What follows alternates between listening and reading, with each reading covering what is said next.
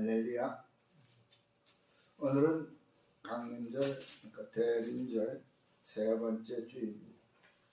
여러분, 우리가 오늘 야고보서 5장 7절에서 10절 말씀을 가지고 사실 재림의 주 오실날을 기다리는 우리 성도들에게 하신 말씀이었습니다. 그러나 이 시대에 우리가 초림의 예수님을 기다리는 그때의 심정들을 우리가 다시 한번 새겨보는 의미에서 구약의 말씀들을 아니면 신약의 말씀들을 가지고 주님 오시는 탄생하는 오시는 그 길에 대한 말씀들을 많이 접하곤 합니다. 그러나 오늘은 우리가 초림으로 오시던 그 주님이 재림으로 오신다는 것은 우리가 확신하는 바인데 그 말씀을 가지고 기다리는 분들이 얼마나 마음이 여러 가지 갈등적으로 새겨져 있을까?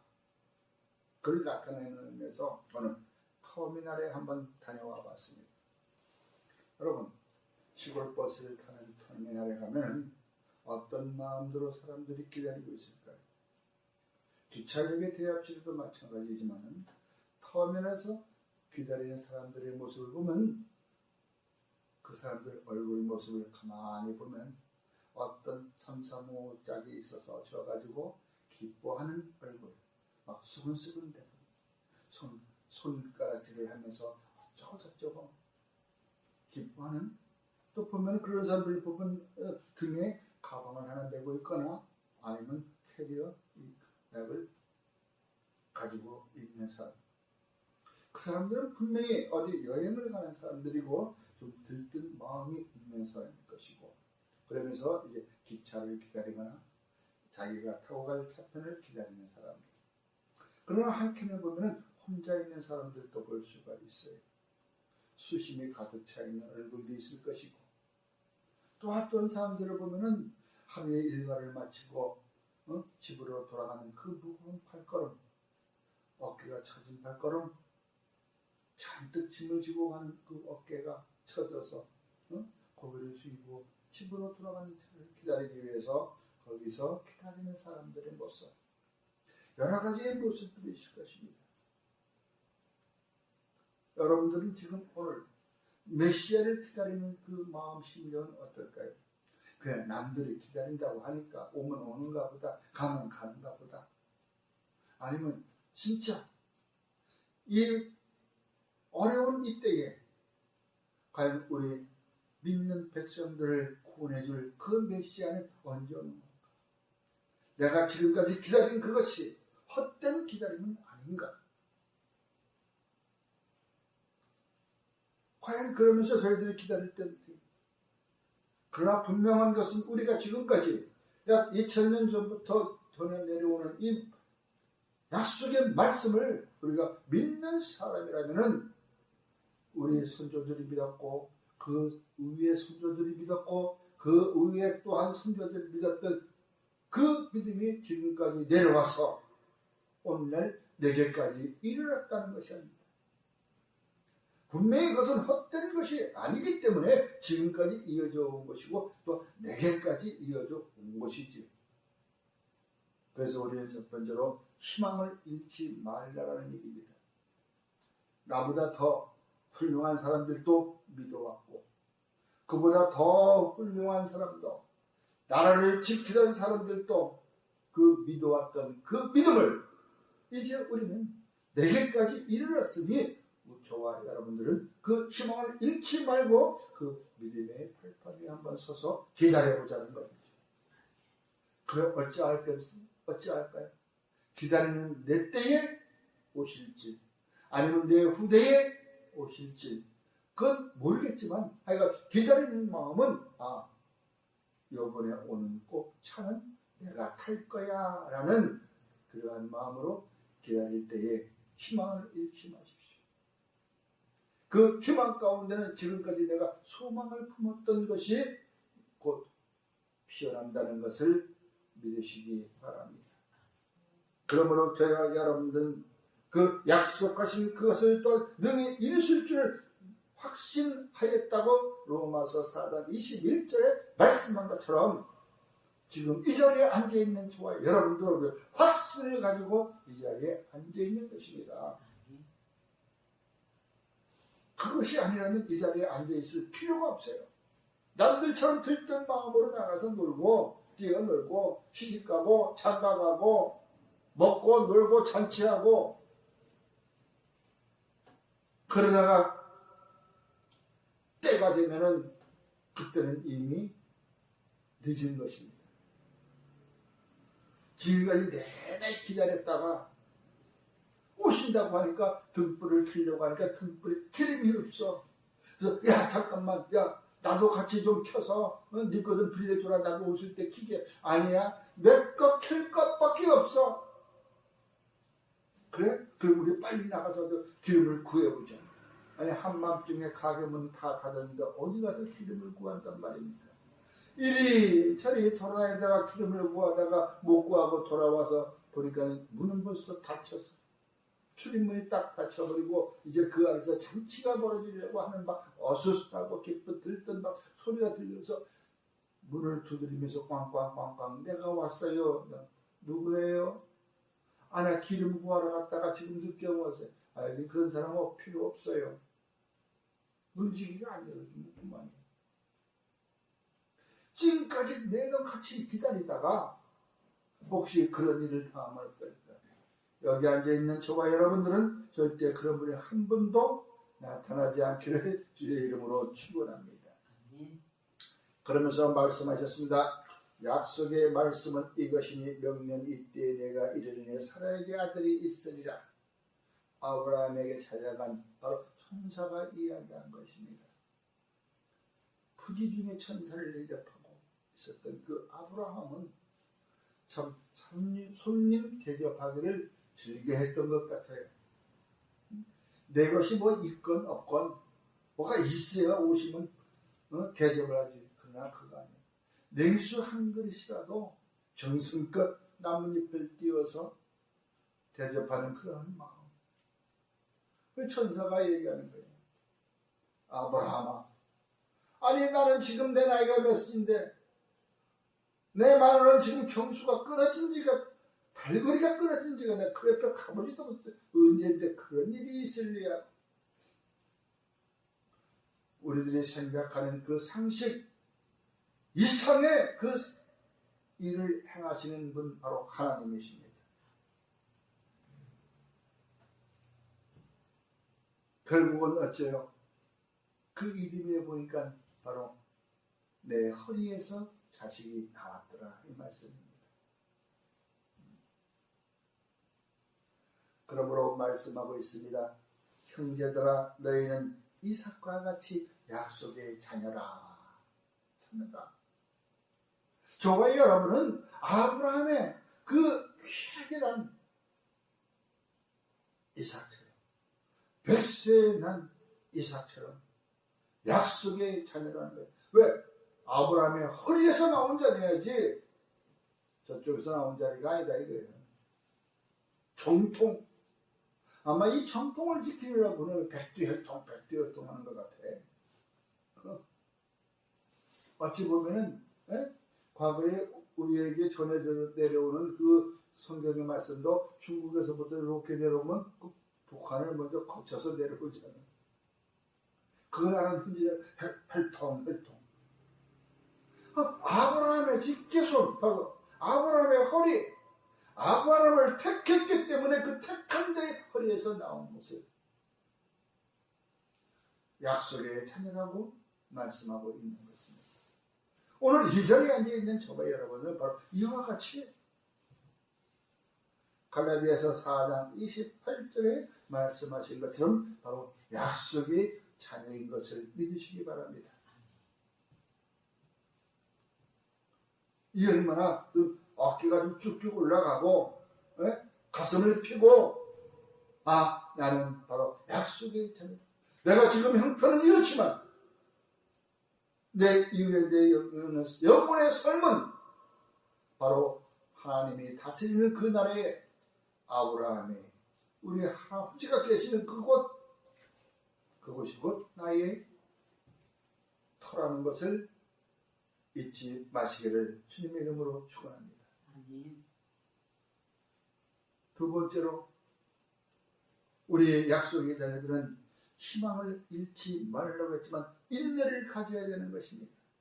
오늘 성경 말씀에 보면 선지자들은 고난과 오랜 후에 선지자들이 당했던 그 고통, 그 다음에 또 선지자들이 기다렸던 그 믿음, 그것을 본을 삼으라라고 말씀하고 있는 것입니다. 그것은 인내를 갖고 있지 않아서, 인내를 갖지 않고서는 절대 잊을 수가 없는 것입니다. 여러분, 우리 선지자들은 어려운 역경을 헤쳐나갔습니다. 누가 손잡아 주지도 않았지만 여호와 하나님 한 분만 믿고 그 가보지도 않던 그 길을 헤쳐나갔다는 것이죠.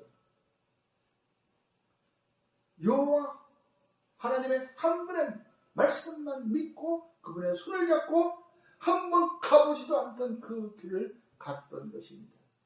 어려운 난관이 있어도 그걸 이리 해치고 저리 해치고 지혜로 해치고 건강 힘으로 해치고 그것이 바로 우리가 역경이라고 하잖아요. 역경을 해치고 나가는 자야만이 승리할 수 있다는 것을 믿으시기 바랍니다. 그 역경을 해치고 나간 그 기간이 바로 인내의 기간이라는 것입니다. 인내라고는 그런 말 있죠. 인내는 쓰나 그 열매는 달다라고 말씀하고 있잖아요. 우리가 어떠한 일을 성취하기까지 그 일을 성취하기까지 나아갈 때는 엄청 어려운 역경이 있다는 것입니다. 성경에도 말씀하셨듯이 그러므로 모두가 다 편안한 삶 가운데서만 일이 이루어지는 것은 아닙니다. 어릴 때부터라도 우리가 역경을 헤쳐나가는 것을 길들이고 가르쳐줘야 하는 것이 바로 가정교육인 것입니다. 그래야 그 아이가 어떠한 일을 혼자 만나더라도 헤쳐나갈 수 있는 것이고 앞으로 전진할 수 있는 것이지 언제까지 그 아이의 손을 붙잡고 따라다닐 거냐 이거예요. 믿음이라고 하는 것은 믿음에 자라나야지 언제까지 그 믿음이 자라도록 손을 붙잡고 같이 따라나가야 되냐 이게. 옆에 동역자가 되어서 함께 발맞추어 합력하여 나가는 것이지 언제같이 그 초등학교 어린아이처럼 붙잡고 다녀야 되냐 이게. 주님 앞에 갈 때는 같이 한날 한시에 가는 건 없습니다. 먼저 가고 늦게 가고 언제 그 손을 붙들고 다니겠느냐 이게. 이제는 그 아이의 믿음이 자라나도록 우리가 가르쳐주고 이끌어줬으면 이제 그 아이를 위해서 기도하는 것입니다. 그 아이가 나아가는 그 방향을 가르쳐주는 것은 부모의 일이지만 그 부모가 지나고 나서는 그 아이가 스스로 헤쳐나갈 수 있는 그 힘을 길러주는 것이 어릴 때부터 한 걸음 한 걸음 길러주는 것입니다.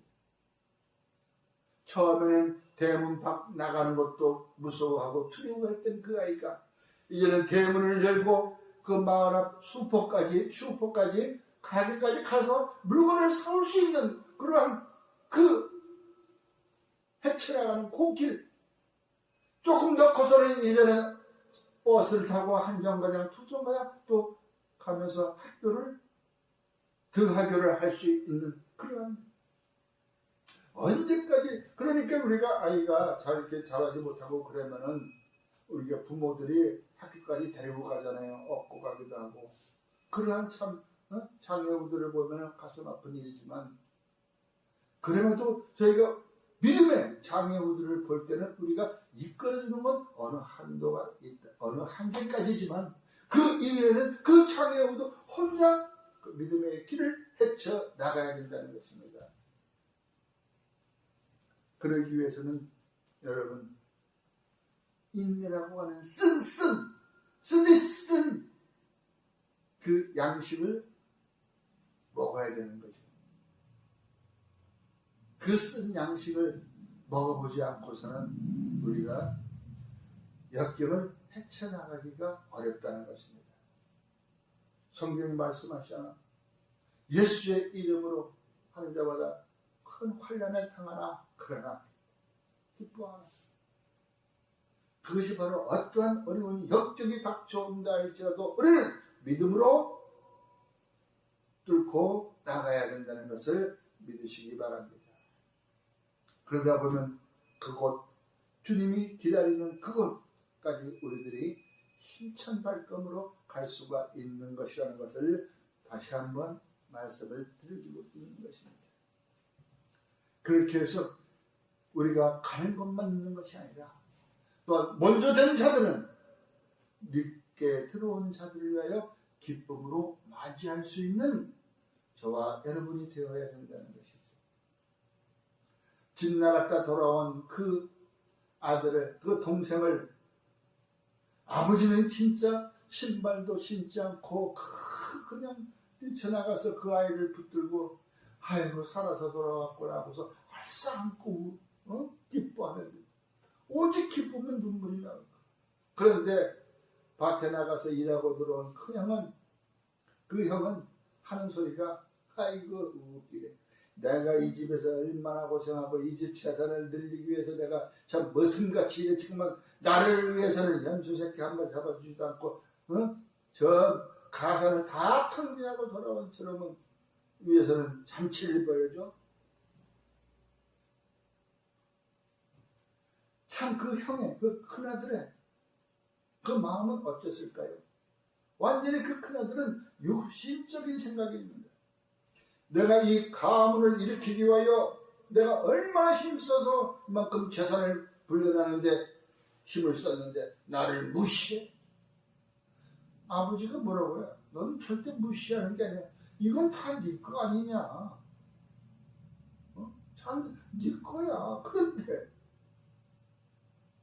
너를 위해서 염소 한 마리 잡아주지 않고 친구를 위해서 회식 한 번 시켜주지 않았다고 그렇게 동생을 미워하냐? 여러분, 믿음의 선배는 믿음의 후배들이 들어올 때에 우리가 기쁨으로 맞이해 줘야 된다는 것이에요. 그래야 그 믿음이 아름답게 전승되어져 가는 것이에요.